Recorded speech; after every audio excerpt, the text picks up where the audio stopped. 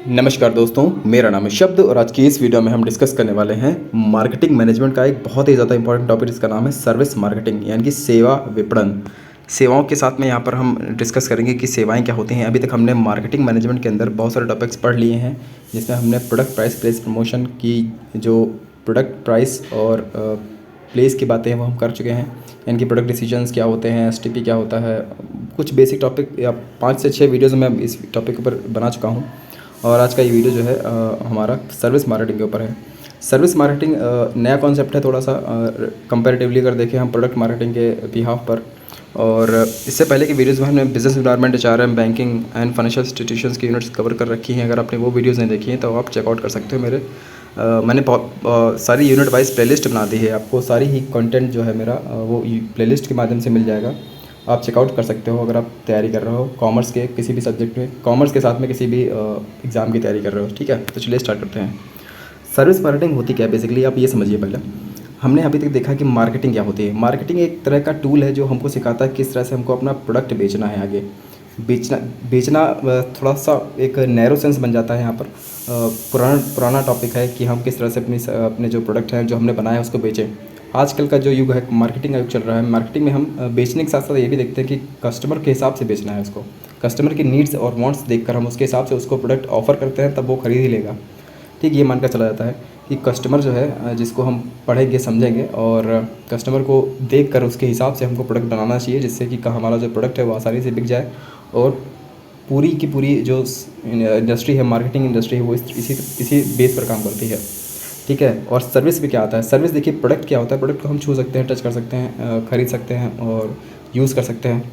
लेकिन सर्विसेज जो होती हैं, सर्विसेज यानी कि सेवाएं जो होती हैं, उनको हम सिर्फ फील कर सकते हैं। ये बेसिक चीज़ है यहाँ पर। ये कोई फिजिकल फॉर्म नहीं होती है इसकी। Services is a deed, performance होते हैं ये जो परफॉर्म किए जाते हैं लोगों की तरह। जैसे आप होटल में खाना खाने जाते हो, तो जो खाना खाने की जो खाना है आपका, जो फूड है, जो आपने कंज्यूम कर लिया है, कंज्यूम किया है, वो आपके लिए प्रोडक्ट है। लेकिन जो सर्विस दी है आपको वेटर ने, वो और या फिर होटल ने जो सर्विस दी है आपको, प्रोवाइड की है पूरी व्यवस्था, जो बैठने का पूरा एटमॉस्फेयर बनाया है उसने, वो उस होटल की या फिर उस रेस्टोरेंट की सर्विसेज हैं। ठीक, तो ये चीज़ है फुल। उम्मीद करता हूँ आपको ये जो डिफरेंस है वो समझ में आ गया होगा। ठीक है, इसके अलावा आप होटल रूम में जाते हो, आप मान लीजिए चेक इन किया कहीं पे, आपको पूरी नाइट बितानी है एक जगह पर, तो वो भी आपका होटल इंडस्ट्री की सर्विसेज है। ठीक है, और सबसे बेहतर एग्जांपल इसका हो सकता है कि टीचर जो होता है, टीचर अपनी सर्विसेज देता है आपको। जो आप अभी पढ़ रहे हो, जो आप अभी सोच रहे हो, जो आपके दिमाग में चल रहा है, वो सब सर्विस के माध्यम से चल रहा है। आपको कुछ फिजिकल फॉर्म नहीं मिल रही है, आप कंज्यूम कर रहे हो चीज़ों को, लेकिन आप सर्विस कंज्यूम कर रहे हो। ठीक है, आप नॉलेज गैदर कर रहे हो, आपको कंटेंट मिल रहा है यहाँ पर। तो इस तरह से हो सकता है। ठीक है, तो यहाँ पर इसकी वैल्यू जनरेशन जो है बहुत इंपॉर्टेंट हो जाती है। टेंजिबल आउटपुट होता है इसका, लेकिन इसकी वैल्यू जो है वो बहुत ज़्यादा होती है। प्रोडक्शन होता है, फिर टेंजिबल आउटपुट निकलता है, फिर इसकी वैल्यू जनरेशन होती है। ठीक है, तो एडम स्मिथ ने इसको डिफाइन किया है the concept of value generation. ठीक है, इसने कहा है कि वैल्यू होनी चाहिए, सर्विस के अंदर वैल्यू होनी चाहिए। जब तक कस्टमर को पता नहीं लगेगा कि इसमें वैल्यू है या नहीं है, मतलब कस्टमर के हिसाब से, जो कस्टमर के लिए इसमें कुछ होगा नहीं। कैसे कहते नहीं कि अगर हमको कुछ मिलेगा नहीं तो हम क्यों उस चीज़ को लेंगे। जैसे मान लीजिए आप होटल गए हो, आपको मज़ा ही नहीं आया, आप जो फील चाहते थे वो नहीं मिली आपको, तो आप दोबारा तो नहीं जाओगे उस जगह पर उस सर्विस को कंज्यूम करने के लिए। तो ये होता है। ठीक है, तो service marketing is based on relationship and value. It may be used in the market service as product. Every product is a mean for service. के बाद में हम बात करते हैं कि यूनिक कैरेक्टरिस्टिक्स जो हैं अलग करती हैं आपको प्रोडक्ट और सर्विस को। कौन सी कैरेक्टरिस्टिक्स हैं या फिर कौन से फीचर्स हैं जो एक सर्विस को एक प्रोडक्ट से अलग करती हैं। तो सबसे पहला जो फीचर है इसका वो है इंटेंजिबिलिटी का। इंटेंजिबल का मतलब जब मैंने आपको बताया कि फिजिकल कोई फॉर्म नहीं होती है इसकी। ठीक है, services can not a seen. देखो आप सर्विसेज को टच नहीं कर सकते हो, छू नहीं सकते हो, स्मेल नहीं कर सकते हो, सिर्फ फील कर सकते हो। द कंज्यूमर एडवांस में सर्विसेज को नहीं यूज़ कर सकते हो। जैसे आप प्रोडक्ट को यूज़ कर सकते हो, चेक करके देख सकते हो कि कैसा लग रहा है, लेकिन आप सर्विसेज को ऑन द टाइम फ्रेम, उस टाइम पीरियड में ही यूज़ कर सकते हो, उस टाइम पीरियड में ही फील कर सकते हो। It is very difficult to assess the quality. मतलब यूज़ करने से पहले आपको उसकी क्वालिटी जान पाना बहुत ही नेक्स्ट टू इम्पॉसिबल है। जैसे कि आप किसी होटल में जाना चाहते हो, आप सोच रहे हो कि किस तरह से हमको पता चले कि इसकी क्वालिटी अच्छी हुई नहीं अच्छी, आप अंदाज़ा लगा सकते हो। सिर्फ आप जाकर ही उसको जो उसकी जो फीलिंग है वहाँ पर नाइट व्यतीत करने की जो फीलिंग है वो आप महसूस कर सकते हो। ठीक, तो इसको हम एडवांस में एसेस नहीं कर सकते हैं। उसकी कैपेबिलिटी, उसकी कैसी क्वालिटी है, उसको हम जांच नहीं सकते हैं। दूसरी है इनसेपरेबिलिटी। इनसेपरेबिलिटी का मतलब यही है जो मैंने आपको अभी बताया कि हम यहाँ पर सेपरेट नहीं कर सकते हैं इसके एक्सपीरियंस को। ठीक है। One can not separate the production and consumption. Production और देखिए उत्पादन और इसका उपभोग साथ ही साथ किया जाता है। जैसे आप यहाँ पर आपको कोई, जैसे मैं यहाँ पर प्रोडक्शन भी कर रहा हूँ और कंज्यूम कर रहा हूँ, साथ ही साथ चीज़ें हो रही हैं। मैं आपको बता रहा हूँ, आप सुन रहे हो, आप पढ़ रहे हो, मैं पढ़ा रहा हूँ, मैं आपको इन्फॉर्म कर रहा हूँ, आप इन्फॉर्म्ड हो रहे हो। तो यहाँ पर सर्विस का प्रोडक्शन और कंजम्पशन दोनों साथ ही साथ चल रहा है। तो ये बहुत ही बहुत ही एक यूनिक बात है इसकी। ठीक, इसके बाद हेट्रोजेनिटी का कॉन्सेप्ट आता है। इसमें क्या होता है, variability of performance in reality of services and intention. देखिए हेट्रोजेनिटी मतलब होता है कि आप हर बार जब भी इसको इस्तेमाल करोगे, एक सर्विस आप कई बार इस्तेमाल करते हो, मान लीजिए आप होटल जाते हो, तो होटल जाओगे तो आपको हर बार नया एक्सपीरियंस मिलेगा, नई चीज़ मिलेगी। हेट्रोजेनिटी हुई, आप में वेरिएबिलिटी हुई उसमें। ऐसा नहीं कि उसमें एक ही जैसी फीलिंग, एक ही जैसा एक्सपीरियंस आपको हर बार मिलेगा। एक्सपीरियंस आपका बदलता रहेगा उसमें। तो बिकॉज ये क्यों होता है पता है? क्योंकि यहाँ पर पीपल्स इन्वॉल्व हैं, लोग इन्वॉल्व हैं। लोगों की जो कैपेबिलिटी है वो चेंज होती रहती है, या वो ग्रो करते हैं, कई बार नीचे गिरते हैं, तो उनकी जो कैपेबिलिटी है, उनका जो परफॉर्मेंस है वो बदलता रहता है। तो इस वजह से आपको जो एक्सपीरियंस है, आपको जो फीलिंग है, वो हर बार अलग मिलने वाली है, हेट्रोजेनिटी होती है। जबकि प्रोडक्ट में ऐसा नहीं होता है। आप एक चेयर खरीदोगे तो चेयर पे जो बैठने की जो चेयर का जो फीचर है, जो फ्रेम है, पूरा जो स्ट्रक्चर है वो सेम रहता है, अगर आपने सेम चेयर खरीदी हो। तो ये चीज़ है, क्योंकि वो प्रोडक्ट है और यहाँ पर हम सर्विस की बात कर रहे हैं। एक लास्ट हमारा जो कॉन्सेप्ट है इसका, वो है कैरेक्टरिस्टिक्स, वो है जो है पेरिशेबिलिटी का। सर्विसेज को हम स्टोर नहीं कर सकते हैं। जैसे आप प्रोडक्ट को स्टोर करके रख सकते हो, यूज़ ना करो कोई बात नहीं। अगर आप सर्विस को यूज़ करोगे तो सामने ही प्रोडक्शन के दौरान ही आप यूज़ करोगे, कंज्यूम कर। जैसा हमने आपको बताया कि इनसेपरेबल है वो, जैसे ही प्रोडक्शन हो रहा होगा वैसे ही आप कंज्यूम कर सकते हो उसको। अब आप ये मत कहना कि ये वीडियो जो आप रिकॉर्डेड देख रहे हो, इस यहाँ पर सेम नहीं हो रहा है, ये अलग बात है। ठीक है, सर्विसेज जो होती है, जैसे आप होटल जाओगे तो आप जिस दिन होटल परचेज करो, होटल का रूम रेंट करोगे, उसी दिन आपको उसका एक्सपीरियंस मिल पाएगा, और इसके अलावा नहीं मिल पाएगा।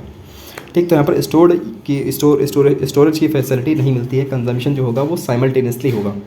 ठीक, प्रोड्यूस और कंज्यूम्ड साइमल्टेनियसली होगा।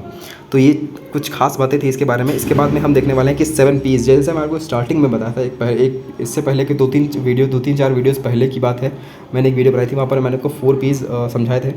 4 Ps जैसे मैकार्थी ने दिए हैं, प्रोडक्ट, प्राइस, प्लेस, प्रमोशन, ये आपका ओरिजिनल 4 Ps हैं। इसके बाद में बूम्स एंड विटनर ने 1981 में 7 Ps दिए थे। 7 Ps में भी उन्होंने कहा कि 4 Ps ओरिजिनल वाले, और जो 3 हम जोड़ रहे हैं उनका नाम है फिजिकल एविडेंस, जैसे और पीपल और प्रोसेस। ये जो है सर्विस मार्केटिंग के बिहाफ पर इन्होंने दिए थे। और जो प्रोडक्ट, प्राइस, प्लेस, प्रमोशन है वो प्रोडक्ट मार्केट के लिए ज़्यादा इंपॉर्टेंट रहता है, प्रोडक्ट के लिए ज़्यादा इंपॉर्टेंट रहता है। ठीक, या फिर जो फिजिकल फॉर्म वाले प्रोडक्ट होते हैं उनके लिए इंपॉर्टेंट रहता है। लेकिन जो सर्विस मार्केटिंग के लिए जो चीज़ें हैं वो हैं फिजिकल एविडेंस। जैसे कि मैंने आपको बताया कि सर्विसेज को आप सिर्फ फील कर सकते हो, उसकी जो फीलिंग है आप पहले से नहीं अज्यूम कर सकते हो।